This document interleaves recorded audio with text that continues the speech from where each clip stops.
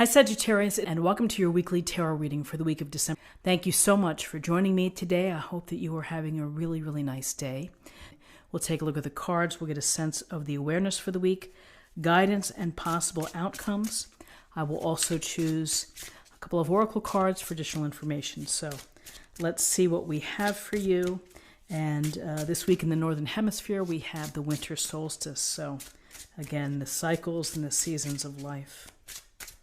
Okay. Well, this one popped right out. We're going to put that there.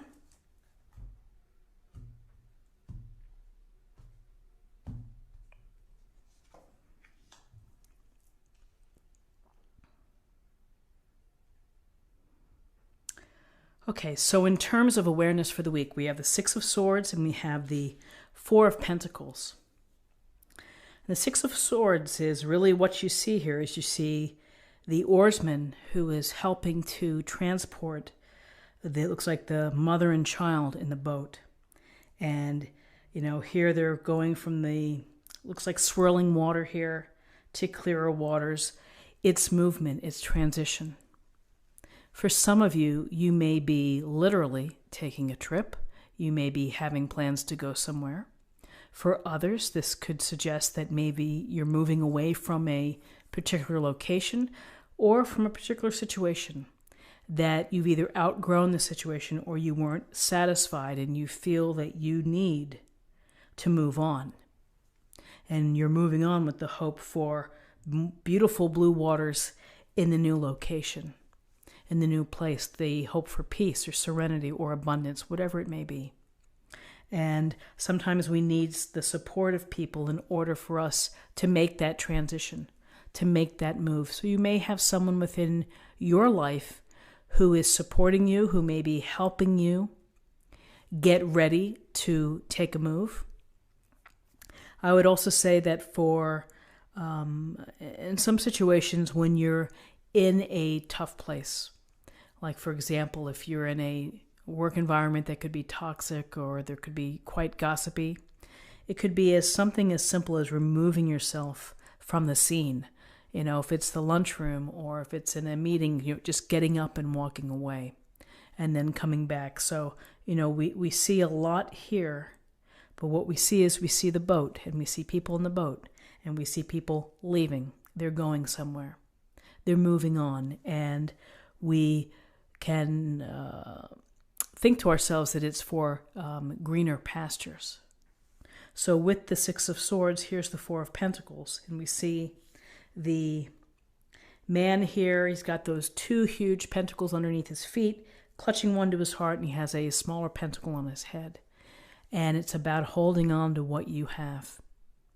You may be resisting this move, and you may be trying to work out your own sense of control, hanging on to your resources, to the things that you have. Often we look at this in terms of time, energy, money, property, you know, all the things that we have within our own control. And here he's created this very tight boundary, not giving it up, not without a fight. And so, listen, sometimes in life we have to hold on to what we have. We have to be mindful of it. We're not in a position to reach out or to maybe be giving, and maybe it's just not the best time. Maybe there'll be a better time. Maybe there will be an awakening here where this energy of holding tight will release. Some of you simply may be holding on to what you have in, you know, maybe in disbelief that, yeah, you're going to be moving somewhere or going somewhere or transitioning to calmer waters, and having to think about what you have and what you bring with you. Those are important decisions. But this is a sense of control. It's boundaries. It's holding the status quo and keeping what you have.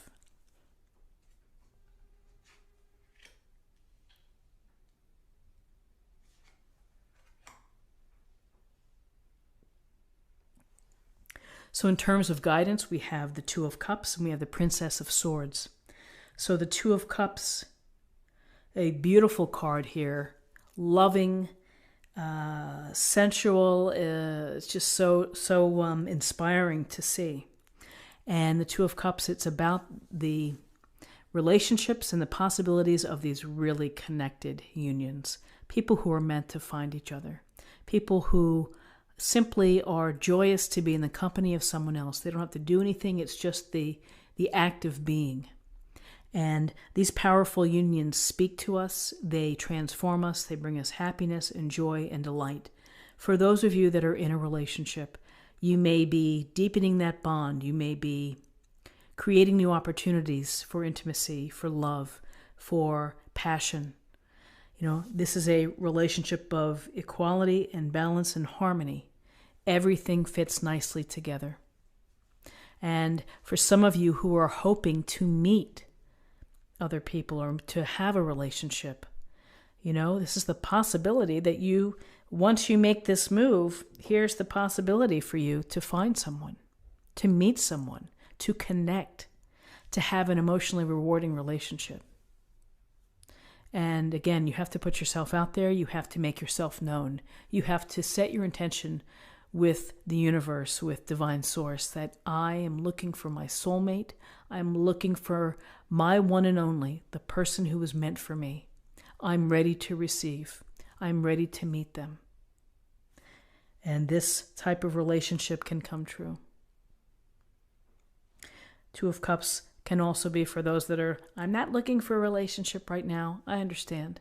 It can be deepening the bonds and making important connections who really, people who matter to you and will matter to you in the long term. So with the Two of Cups, here's the Princess of Swords. And the Princess of Swords, she has her sword ready. She's facing, looks like she's on guard. And in many ways, that's what the Princess of Swords is, which is I'm ready for whatever may come my way. With all of this movement here and this feeling of holding on and opportunities, this is a sense of being ready to do whatever you have to do to deal with obstacles or setbacks or challenges. And you're going to use your smarts. You're going to be intelligent about how you approach things. You're going to rely more on your reason and your logic versus coming at it from an emotional perspective or standpoint. So, the Princess of Swords is this youthful presence, and the youthful presence is looking to use her wit and to use her smarts to strategize, to plan, to move forward, to be ready for whatever comes your way.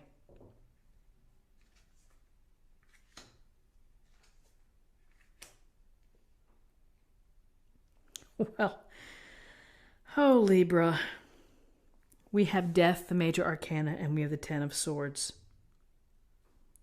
Well, what can we take away from the Death card and the Ten of Swords? We can take that there's really going to be an ending to a way of life, an ending to how you may be thinking about relationships or thinking about how you're dealing with the dynamics at work. The Death card is not to be feared. It just doesn't relate to physical death. It relates to symbolic death, which is things end. Situations end. Sometimes relationships end. Sometimes the job ends. Whatever it is, it's a matter of how you're going to have to process it and deal with it. And the same thing goes for Ten of Swords. It doesn't get any worse than the Ten of Swords. So the movement here and the transition and the holding forth, we have maybe a sense of sadness, that there's this lingering sadness about what's happening. Maybe for some of you, you're being forced to move. Maybe some of you are having difficulties in a relationship and it's going to end. Here's a relationship. Maybe this represents the possibilities of a new relationship, but something here ends and here's the finality of it. But as we always say, you got to let it go. You have to use it as an experience. You have to try to put it in your book of life and move on. And if you see very clearly here the beautiful sky, and you see the sun, and you realize that the pain, the sense of loss, maybe the sense of sadness, whatever it may be, you process it, you acknowledge it, you own it, and then you look for the light. You don't dwell here. You feel it, certainly viscerally, and then you move on.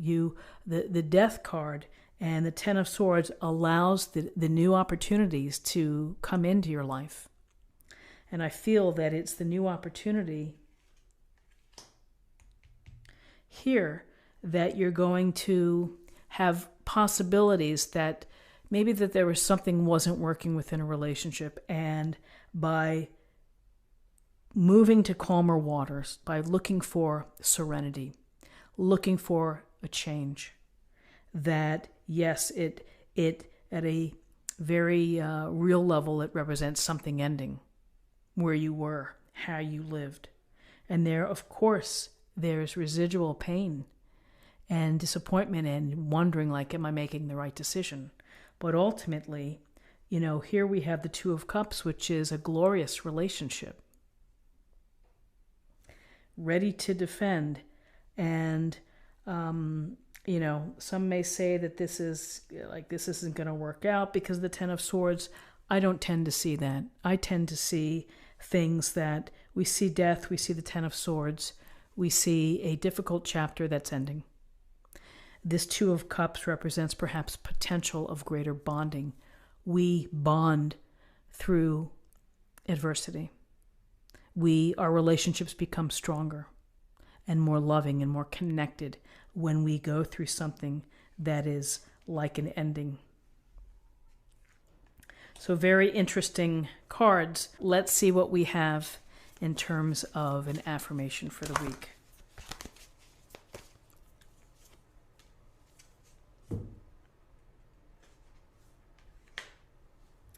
Rejuvenating rain. Clear the past, heal the present. Clear the past, heal the present. This getting to this new place in your mind, in maybe your physical state, is going to allow you to feel rejuvenated, and it may restore some peace. Let's see what we have in terms of love.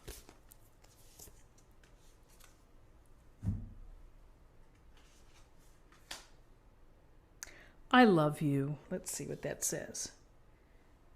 These are very important words.